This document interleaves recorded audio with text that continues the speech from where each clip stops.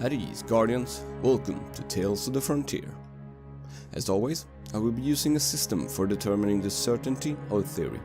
The system is in short as follows and is detailed in the description below. It ranges from speculation, to possible, to probable, to likely, and to confirmed. My name is Captain Kex, and before I announce today's topic, it's my honor to introduce my guest reader.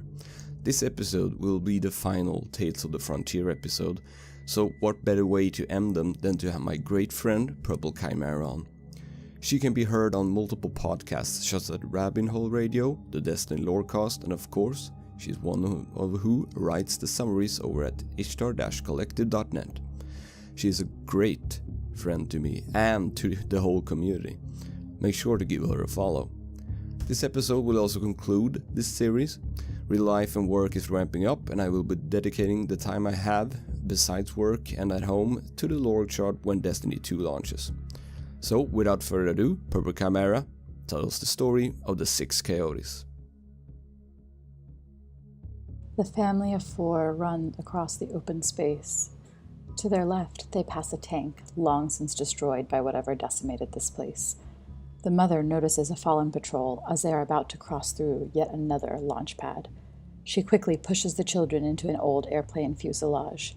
She signs to them to be quiet, pushing them against the cold steel wall as she positions herself between them and the opening. From their hidden position, her eyes scan the Cosmodrome scenery.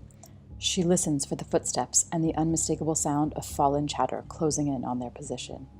She has seen what fallen do to refugees like themselves, and she knows they will not stand a chance if they are discovered. As the footsteps come closer, she pushes the children in behind her even more, grabbing the only weapon she can find, a kitchen knife. She can hear them clear as day now. It's just a matter of seconds. Her heart is racing. Will her children die in this forsaken place? The dream of refuge fading away in the wind. Then, a loud bang, followed by a loud cracking of a skull.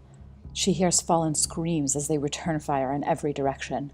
Another bang, then another, and suddenly, everything is quiet. She stares at the opening as a figure appears. The figure speaks softly. "My name is Shinobu. Come with me. We will take you to the city beneath the sleeping god."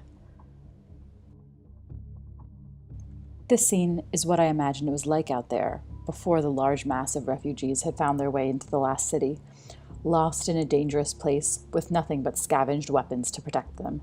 And this time is where the Six Coyotes appeared. The legend of Six Coyotes' cloak says, "A cloak fashioned after the legendary hunters who first scouted beyond the Cosmodrome wall." So, who were the Six Coyotes?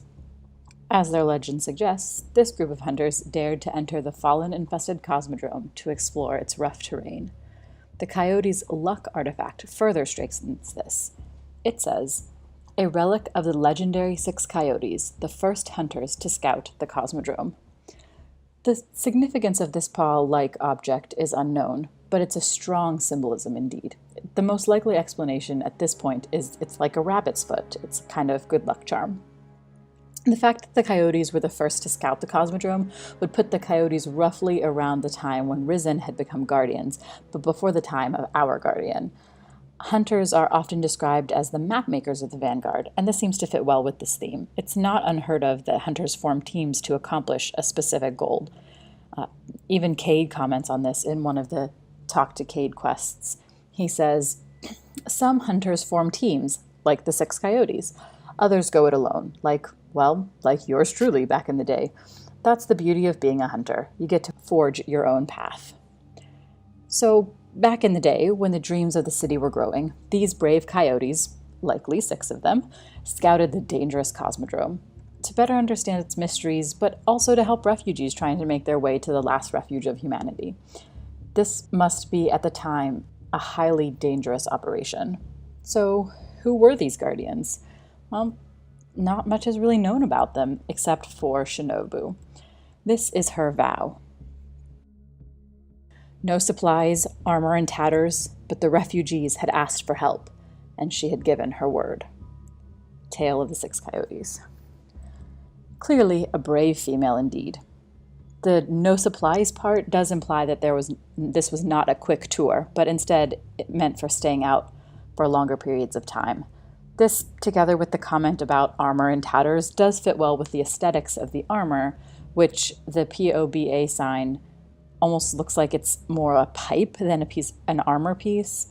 It probably scavenged something that was not supposed to be armor, but got turned into armor by someone who has a mission to perform and no time to resupply at the tower. Shinobu was clearly a hunter of the city, giving her word to protect refugees no matter the cost. A true hero. The names of the other 5 coyotes are yet a mystery, and perhaps we'll never know. Hopefully we will, one day. Perhaps these hunters never sought fame or glory, and their purpose, their vow, was to help the refugees try to make a new home under the Traveler. But they are hunters, so it's probable that there will be tons of quotes about them the more we explore, because, they're hunters, and what hunter doesn't like fame? Come on, people. So, hunter, wear the mark of the coyotes with pride. Honor its legacy by helping others that you find along your journey. Make a vow to protect them, whatever the cost. Make Shinobu proud that the legend lives on through you. Or wear it just because it's fabulous. I hope that you have enjoyed this final episode, and thank you so much to Purple Chimera as my guest reader. Make sure to follow her on Twitter at Purple Chimera, or read all her summaries on www.ishtar-collective.net. Also, a huge thank you, and I do mean that, a huge thank you to everyone who's watched, commented on these series, and have supported me. This community is amazing, and I'm so glad to be its servant. This is Captain Kix, signing off.